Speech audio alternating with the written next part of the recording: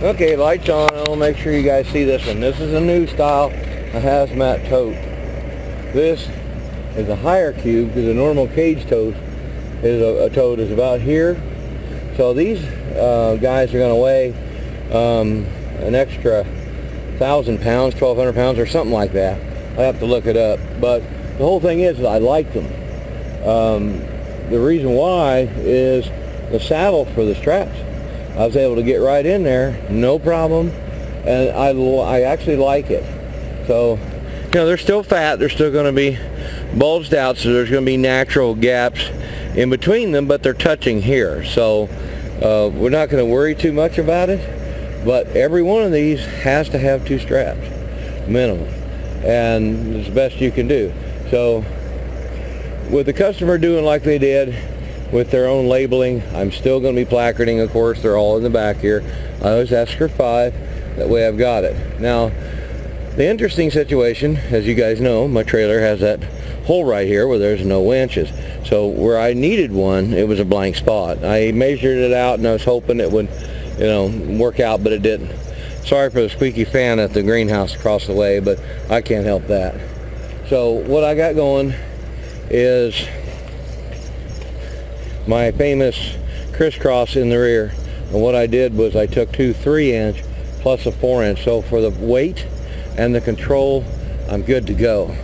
And they're crossing over and going right over that raised area and then straight down, just same way that one goes over here and straight down to here, and they can't slip because of the raised portion there.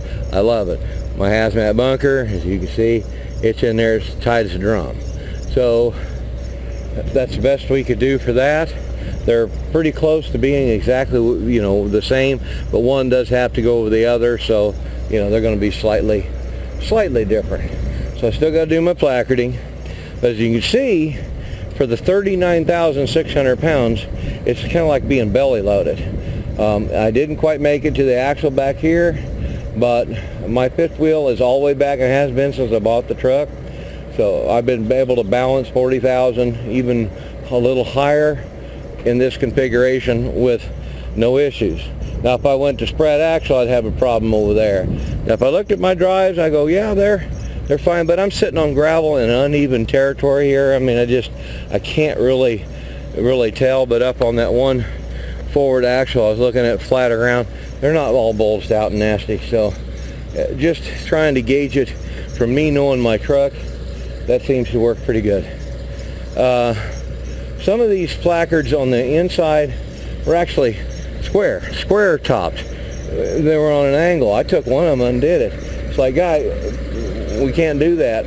Try to get them, even if they're near other stuff, if they're just self-identifying here on these particular deals, even if they're, you know, their outside ones here like that are pretty close to being the square they're going to get, and it's legal. I just didn't want to have anybody look at me with, you got a bad display going on. So when I get there, I still got to get this replaced. They're having a hard time finding them, getting in. Believe it or not, placard holders, you think it'd be common. They can't seem to find any places whenever I stop in to talk to the trailer repair places. So I put my placard holders back on front. I'm back to hauling. This is a single placard, so I'm good to go. I always put it right behind the windbreak over here, and I'll clean that off. That's why I got my paper towel and my soap. I'll wash all that down, and I'll put it that way. The wind coming from going down the road will stop anything from having a problem, and I'll do a double tape on the front leading edges to the wind. That always seems to work pretty good. But so you can see, this stuff's not going to have any problem getting there. Of course, it's going to be sloshy, you know, because none of these things have baffles. And if you notice the way they've got it all loaded up, they just look weird on their heights. It looked like this one was just a little different. It might just be me. Maybe it's the shadow, or maybe it's the way it's leaning. And I think that might be more of what's going on. Because if the trailer's leaning, it's going to put the, you know, change the fluid level appearance. So hopefully they got it together and they haven't messed anything up. But you got to watch. Now the paperwork was wrong. slight adjustments. So always have your hazmat people look it over. Don't take the chances. You got to have listed in pounds, and anything extra that doesn't need to be in the description needs to be blocked out. Make sure the chem truck number is highlighted, and so is the whole flipping hazmat classification in the correct order. And I bought a box of cheap-ass highlighters. I keep them in the truck, and I highlight that stuff before I even send it in. And then they'll make suggestions, and they'll say, change this, add this, block this out, or do whatever. We had a situation, here's a good tip. We had a blank bill with the shipper signature on it, but the shipping manifest that showed this in its proper order did not have a place for shipper signature. So what we had to do is tie the two together. Page 1 of 2 on the first one with no signature, page 2 of 2 on the second with the signature. That way it physically tied it in. Yes, it's a paper pusher's dream to sit there and try and find stuff out to where they could hang your ass, but that's what I have those other people for. They sit there, they got the master program and the experience, and they'll look at my paperwork, because that's 3/4 of the problem. I don't screw up on this stuff. I'm real crappy at paperwork. I have these folks looking at and tell me what the hell's going on. Let me take a quick look. Hope the battery lasts. Just haven't been doing any extra loads because most everything's been flipping common.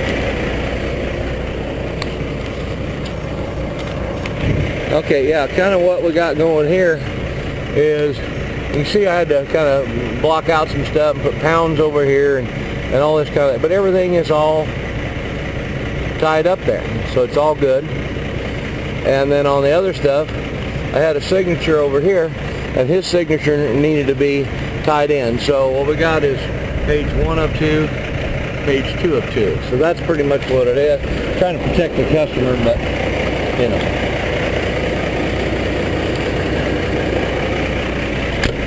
Yeehaw! That's it. It should be the hot ticket. Now these suckers are still very tight. Of course, you're going to check your act when you get down the road a little bit. Texas is pretty cool. They got a lot of these pull-offs and stuff. And we should be good. I just want to make sure you guys understood it, saw it, see where it was different, where I didn't have the cage totes.